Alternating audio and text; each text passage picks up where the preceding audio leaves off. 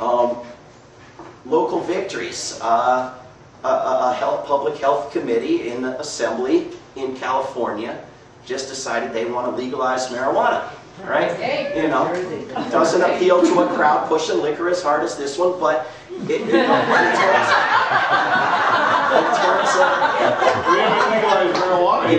terms of public policy, we've got 25 minutes. No, to get off the liquor. It's only 5 minutes. Okay. We like a little wine with our weed. But clean elections, you guys know about clean elections. Bring in the National Guard home is a state policy. There's, you know, being the media is something that we have to do. And in terms of in terms of the biggest national campaigns, we've got real opportunities right now. And it's easy to see them as crises, but you can also see them as opportunities. One is the party situation. That we have a government where we've taken 3 branches and instead created 2 parties and given them complete dominance. And one party is not quite as bad as the other. And we've given that not quite as bad party complete control of everything. The White House and big majorities in both houses of Congress. Right? And they choose not to do anything with it. Right? And don't talk to me about the filibuster, which they could throw out tomorrow if they chose to, with 50 senators. And you have to tell them, House members as well, that you're on to them, that you know this, that it's not a useful excuse because it doesn't excuse anything. They have to know we are not falling for that line about the filibuster. You know, if they choose to leave the fate of all legislation up to an election in Massachusetts, and to leave the election in Massachusetts up to the Diebold Corporation, you know, those are choices they're making, right? And so there's an opportunity for people to come to a different relationship and say, my elected representative is going to be rewarded and punished based on what they do, regardless of what party they're affiliated with. This would be a dramatic breakthrough. The other opportunity has been handed us by the White House, which has now given us the second of these things that were never to happen again, called supplemental war spending bills. They want $33 billion as the initial down payment on wars for the coming year, on top of the second in a string of 2 record military budget, $708 billion. But that was an emergency. Well, the supplementals are emergencies because these wars have only been going on for several years. Well, they had to pay AIG, you know. And this, you know, if you look at the war budget in the CIA, which saw a nice protest at their headquarters yesterday on a march to Cheney's house, and you look at the budget in the State Department for the mercenaries, and in the Energy Department, and in the so-called Homeland Security, and in NASA, and the rest of it, and the Veterans Administration, we spend more on killing than on everything else combined. And on top of that, they want $33 billion just for the wars. This is a golden opportunity to say no. This is a chance to have the struggle that we had last June and to be stronger in it. And to get commitments now for the next 2, 3, 4 months until they have to have this thing, that people are going to vote no and lobby their colleagues to vote no, and vote no whether they put hurricane victims relief in there, or hate crimes legislation in there, or free kittens for children in there, to vote no on this money. This is an opportunity to have this fight and to do much better than we did in June, and then to punish and reward accordingly. Congressman Flake does the wrong thing, he gets punished. He does the right thing, he gets rewarded. This is how it has to be, and then in the next year, we do better and maybe we win.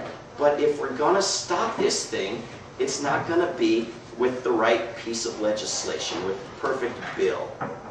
Who can tell me what's wrong with a bill when you don't like a war? What's wrong with the whole idea of using a bill, of using a piece of legislation to do anything about a war? Because the bills are passed, I mean, the whole concept is to not have to have a war. is essentially right, but to be a little more specific, if you pass a bill in the House, like any of these wonderful bills that say we don't like the war pisses us off, we should have a war tax, we should have an exit plan, we should end the war now, we should not have any money for the escalation that's already happened. If you were to pass one of those bills, what would happen? Not a thing. It would have to pass the Senate and be signed by the President against his will. That's going to happen. This is the kind of thinking of people who swore that Barack Obama was going to do everything he was saying he wouldn't do. Right? This is crazy thinking. Yeah. If you want to stop a war, the House of Representatives does not vote for the money. Then the Senate and the President do whatever they want, but they don't fight wars. Because you don't have the money. The House of Appropriations. Right, the House must initiate spending bills, but even if they get around that unconstitutionally as they have before, the House has to pass an appropriations bill, even if the Senate passed it first. If the House says no, it's no. Forget it. No money. Right? So that's what we need to end a war, is for the House to vote no, for 218 people, or a majority of who shows up to say no, I'm not voting for that money. So think about things that we have won in the past, the big things. Ending slavery, getting women the right to vote, civil rights, labor rights, human rights. People didn't win that year. In fact, they didn't win that lifetime. It was other people who won. And yet they enjoyed the struggle. They understood that they didn't have a moral choice about it. So debating whether to do it or not made no sense whatsoever unless they were going to be immoral. And look at the medical studies that show you that doing this stuff is good for your health. And it is bad for your health to sit home and complain. This is your doctor's advice, to get out there and fight these things. And if you're doing everything you can do, get other people to do it with you. Get more people in the room. My book, looks at these problems and strategies to deal with them and techniques that we should be using to move forward. But it looks a lot at the question of where power is in Washington.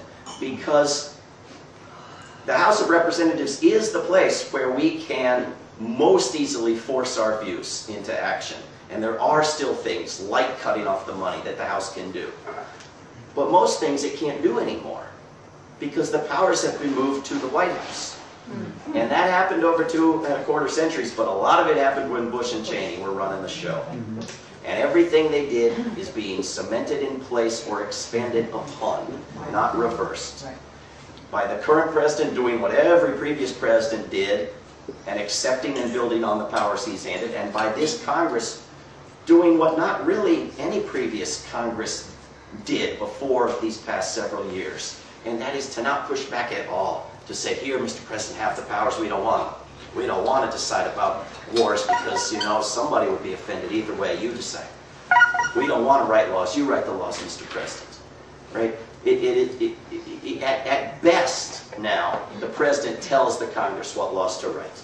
The President tells the Congress what health care bill to produce. That's the best scenario. And if Congress gets anything wrong, the President can undo it and change it with a signing statement, right? Which candidate Obama was very eloquent in denouncing, and then did in the exact same way for the first 5 months, and then stopped. Stopped in June, when finally the Republicans didn't like signing statements. Can you imagine? And yet he stopped also because he figured out a worse way to do it. Right? Just as he figured out a way to escalate the wars, and he figured out a way to shut down the court cases going after torture and warrantless spying by claiming powers of secrecy that Dick Cheney never dreamed of. He figured out a way to make signing statements worse.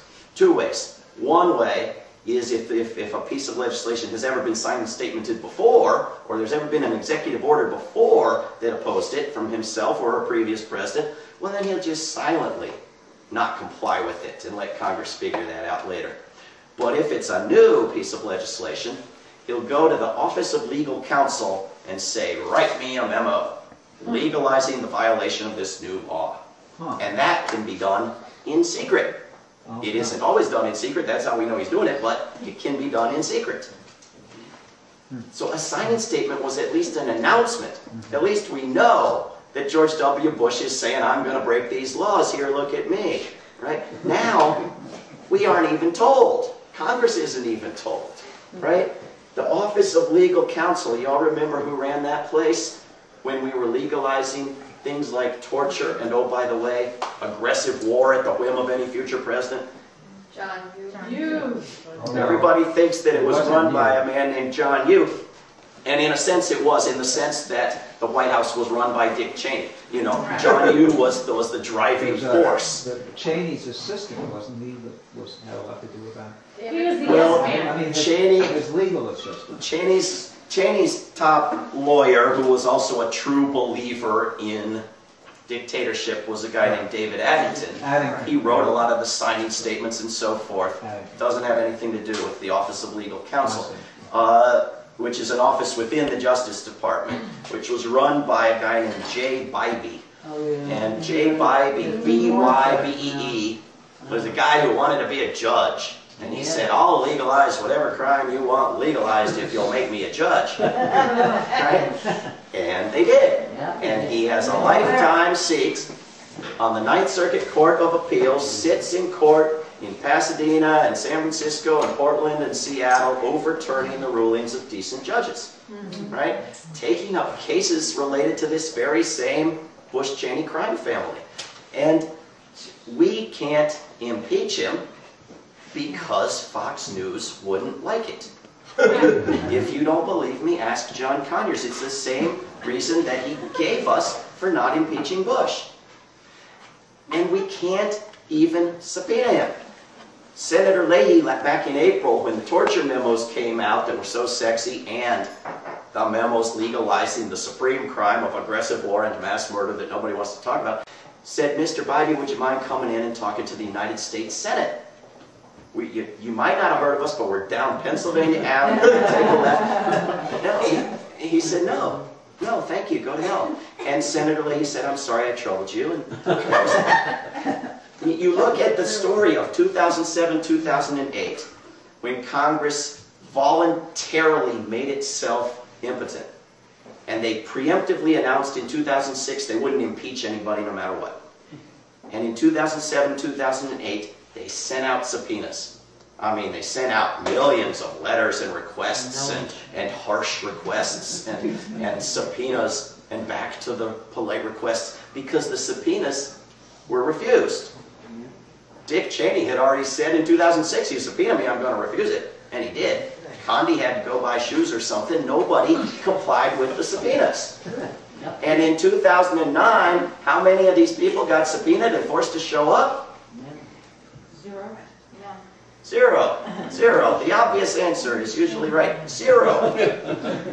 Because it was a pretense, and because the new Justice Department won't enforce subpoenas any more than the old one, and because no congressional committee has the nerve to enforce its own subpoena. They haven't done it in 75 years. A lot of these people don't even know they can do it.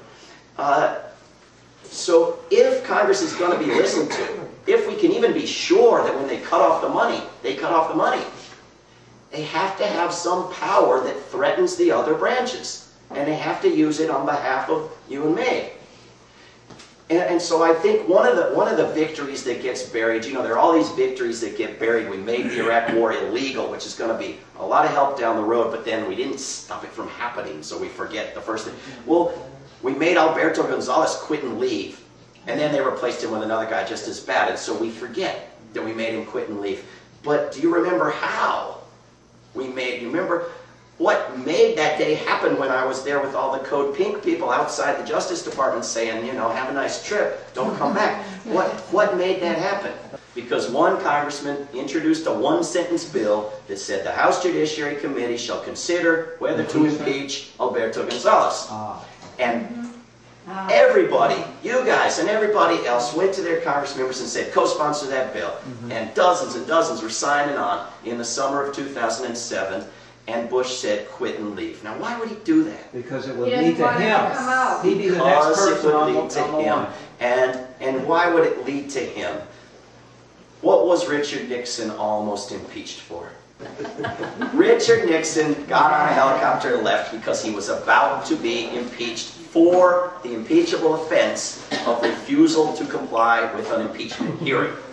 Right? And so, if we were to have an impeachment hearing of someone like Alberto Gonzales working for George W. Bush when Bush is president, and Gonzales is being impeached for crimes that were authorized and ordered by the president. And we have requests for reports, or the torture photos, or the torture videos, without which apparently the American people won't get concerned enough about torture. Well, then they can't say no. And so people have to testify, people have to turn over documents, people squeal on each other, and if things are not turned over, the president is impeached for refusal to comply with an impeachment hearing.